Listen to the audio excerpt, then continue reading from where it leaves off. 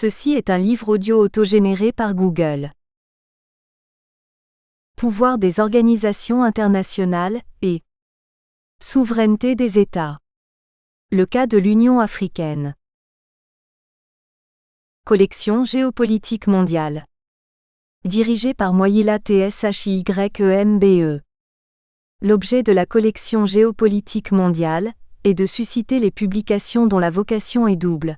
D'une part, donner un sens aux mutations provoquées par la mondialisation, étant donné la perte des repères du monde ancien et la nécessité d'inventer des repères du monde nouveau. D'autre part, analyser la complexité des enjeux territoriaux, des rivalités des intérêts et de stratégies qui poussent les acteurs à user de la force ou de la diplomatie, pour modifier ou tenter de modifier le rapport de force, ressources naturelles, humaines, culturelles, selon des idéologies qui les animent. À cette fin, la prospective et la pluridisciplinarité sont des approches privilégiées. Déjà paru. Didier Nzapasez Timba, La Cour pénale internationale et la lutte contre l'impunité en rez-de-chaussée, 2010. Nissé Nzereka Mughendi, Guerre récurrente en République démocratique du Congo, 2010. Evelyne Garnierzarli, Le doctorat scientifique dans le monde scientifique, 2010. Moyila Tshiyembe, La politique étrangère des grandes puissances, 2010. Moyila Tshiyembe, Le droit de la sécurité internationale, 2010. Richard Kadibwe, La guerre de 6 jours à Kisangani, 2009. Jean-Lucien Ewangue, Enjeux géopolitiques en Afrique centrale, 2009. Moyila Tshiyembe, La politique étrangère de la République démocratique du Congo, 2009. Dédicace. Aux âmes bien-nées, la valeur n'attend point le nombre d'années, cite de Corneille. Je dédie cet ouvrage à tous ceux qui ont cru en moi, et qui m'ont donné la chance d'arriver à ses fins. Préface. Au moment où le foisonnement des acteurs des relations internationales donne le tournis à tout le monde, y compris aux spécialistes, il n'est pas sans intérêt de s'interroger sur la dialectique pouvoir des organisations internationales et souveraineté des États. En effet, ce questionnement est au cœur de la controverse entre juristes et politistes des relations internationales, comme en témoigne le titre fameux du livre de Bertrand Badi Un monde sans souveraineté 1. Cependant, sans remuer le couteau dans la plaie, la souveraineté des États existe comme capacité d'agir en droit ou en fait, même s'il est admis que les uns en ont la maîtrise, les autres en ont perdu l'usage à cause des crises multiformes qui les assaillent. Corrélativement, les organisations internationales autant que les États sont dotés d'une personnalité juridique définissant l'espace et l'étendue de leurs droits et devoirs en tant que sujet de droit international. Dès lors, la politique des organisations internationales peut heurter la politique voire les intérêts des États membres, de même que la politique des États membres peut, le cas échéant, contrecarrer la politique des organisations internationales. Tant est si bien que dans ce ballet des contingences et des réciprocités, les rivalités d'intérêts chevauchent les sentiments et les idéologies, les ambitions légitimes et le réalisme, le besoin de coopération et le repli nationaliste. Chemin faisant, les organisations internationales peuvent être instrumentalisées par les États membres, autant que les États membres peuvent être l'objet de manipulations de la part des organisations internationales. Tel est le jeu complexe des acteurs, États et organisations internationales, qu'éclaire l'analyse lucide et pertinente de Thérèse Ozenga Badibake. Le décor étant planté, l'auteur exploite la théorie générale des organisations internationales, à savoir personnalité juridique, structure, représentants des États, agents internationaux, organes, compétences normatives, quasi-gouvernementales, relations extérieures, compétences de contrôle, les finances, ressources, mécanismes financiers, privilèges et immunités. Elle explore d'un œil critique les méandres des organisations internationales, décèle désillusions et ambiguïtés, énigmes et états d'âme de la théorie de souveraineté, histoire, définition, faisabilité, limites, lien de causalité entre pouvoir des organisations internationales et la souveraineté des États, etc. Pour lier la théorie à la pratique, elle choisit l'Union africaine comme étude de cas. Pour ce faire, Thérèse Ozenga Badibek aborde de front les origines du panafricanisme, afin de dégager les tenants et les aboutissants de l'unité africaine, idéal structurant le régionalisme continental. Ainsi, dissecte-t-elle le sens du panafricanisme messianique d'origine afro-américaine et le panafricanisme politique d'origine africaine. Ce dernier est divisé en deux courants, le panafricanisme minimaliste et panafricanisme maximaliste. Le premier courant comme le second renvoie aux luttes d'influence et opposition entre les partisans des États-Unis d'Afrique, groupe de Casablanca derrière Nkrumah et Nasser, et les partisans de la souveraineté nationale nouvellement acquise, groupe de Monrovia, derrière Houphouët-Boigny et L.S. Senghor. Il résulte de cette lutte politique la création à Addis-Abeba, Éthiopie 1963, de l'Organisation de l'Unité africaine comme épilogue des thèses souverainistes dont le triomphe renvoie au calende grec l'idée des États-Unis d'Afrique. Néanmoins, la vie de loi et la mise en œuvre des objectifs ont poussé les leaders africains au constat qu'à l'instar de toute chose, une organisation internationale a un début et une fin, la décolonisation totale du continent ayant mis fin à la lutte contre le colonialisme. Ils ont considéré que l'OUA est dépassée par les dernières mutations du monde post-communisme. Dans cet ordre d'idées, ils ont décidé de mettre sur les fonds baptismaux l'Union africaine dès l'année 2002. Pour ancrer l'Afrique dans la marche du monde globalisé, de nouveaux objectifs, principes, institutions sont mis en chantier en vue de réaffirmer les nouvelles ambitions continentales. 7 ans viennent de s'écouler, alors que le navire panafricain est encore au milieu du gué. C'est à ce moment précis, où la montée des incertitudes redouble d'intensité, que les leaders africains remettent sur la table l'épineux projet des États-Unis d'Afrique, sans avoir au préalable achevé la mise en œuvre des institutions prévues par l'acte constitutif et encore moins doter celles-ci des moyens à la hauteur de nouvelles ambitions. L'irruption de ce débat récurrent est-elle un leurre? S'agit-il d'une volonté inébranlable de sortir l'Afrique de sa léthargie? Il est trop tôt pour répondre. Cependant, le moins que l'on puisse dire est qu'il s'agit d'une course de haies dont il serait imprudent de proclamer la victoire ou la défaite avant de franchir le poteau d'arrivée. Malheureusement, maximalistes et minimalistes s'affrontent à couteau tiré, comme naguère entre les groupes de Casablanca et de Monrovia. Alors que les temps et les priorités ont changé, voici belle lurette déjà. Il reste que la recherche sur le pouvoir des organisations internationales et la souveraineté des États tombe à point nommé. Pour renouveler cette problématique à l'heure de la mondialisation, où droit international public et sociologie politique des relations internationales sont plongés dans un abîme de perplexité sur la capacité d'agir des États et des organisations internationales. Pourtant, la crise du capitalisme bancaire 2008 et son cortège de récession, licenciements de masse, baisse de pouvoir d'achat, misère, etc.,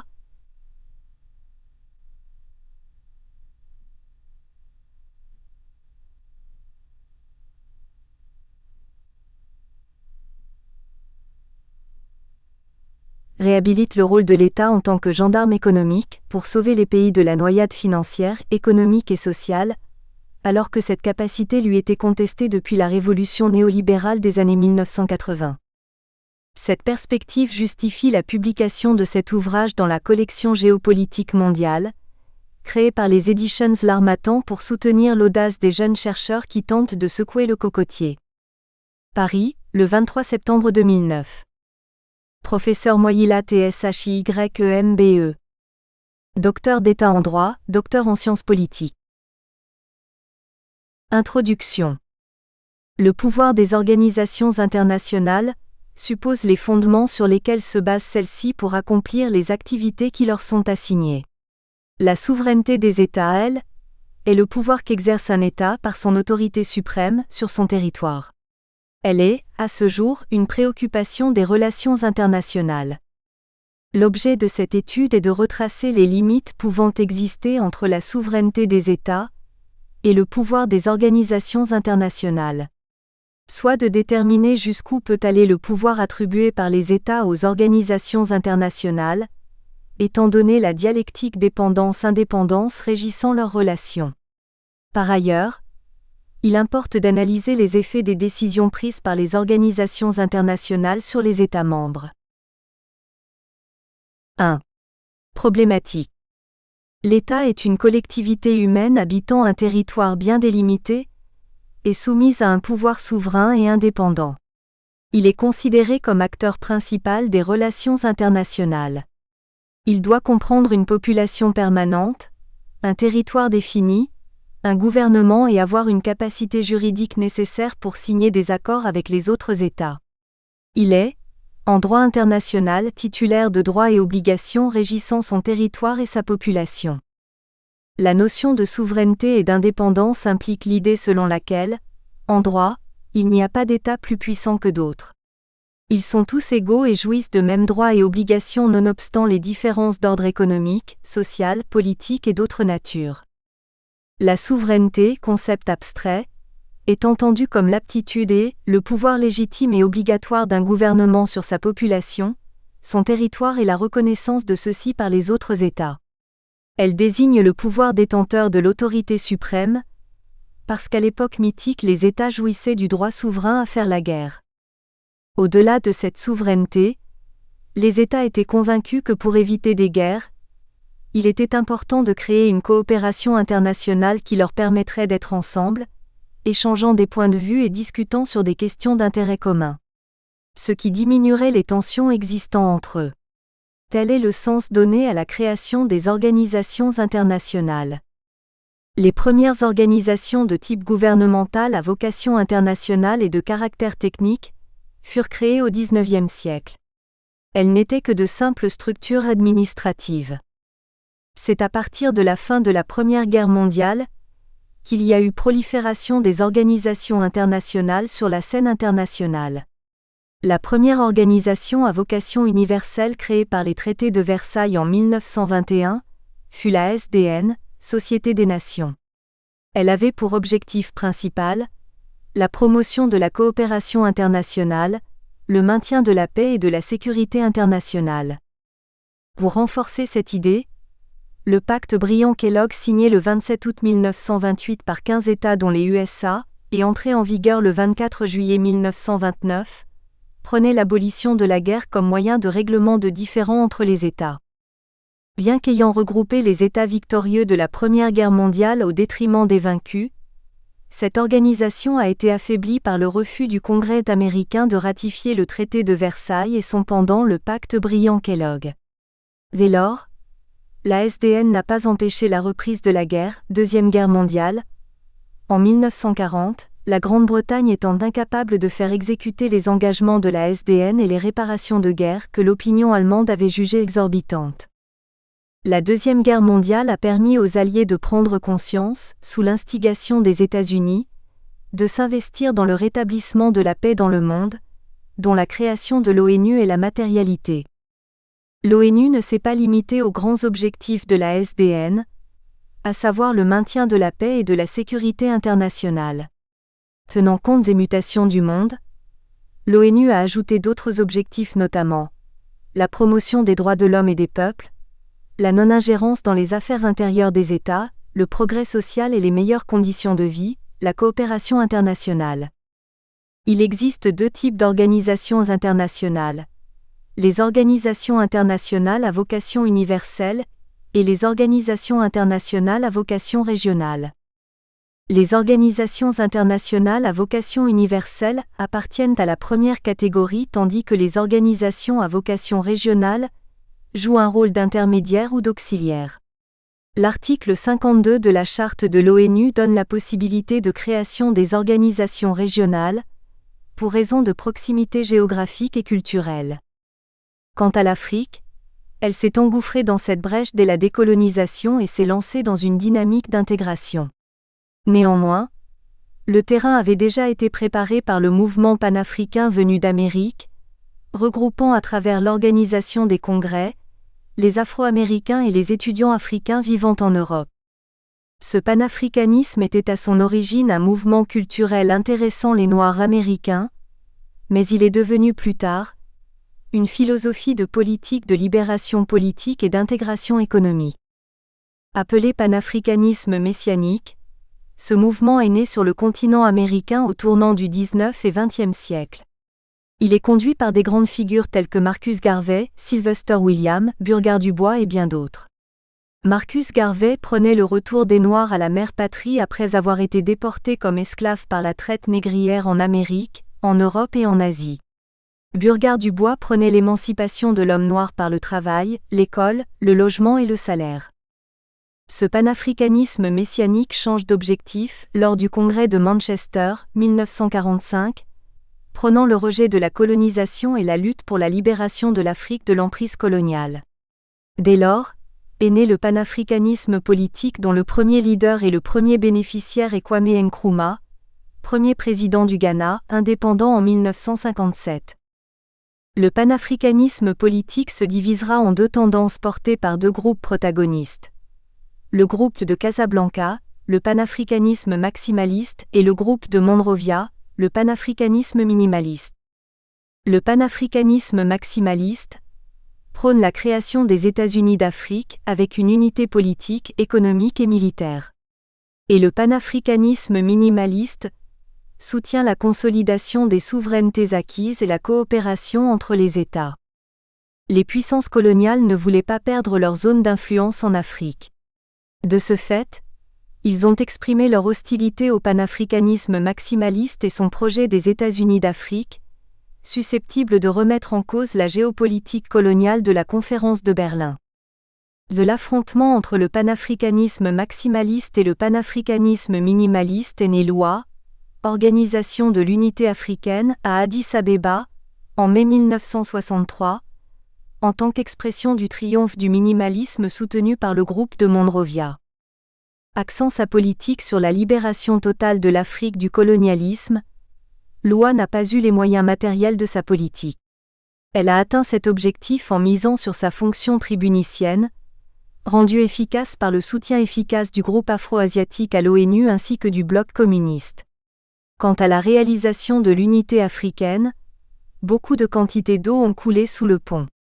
Outre le manque des moyens financiers, défaut de cotisation des États membres, la rivalité Est-Ouest a beaucoup divisé les pays africains.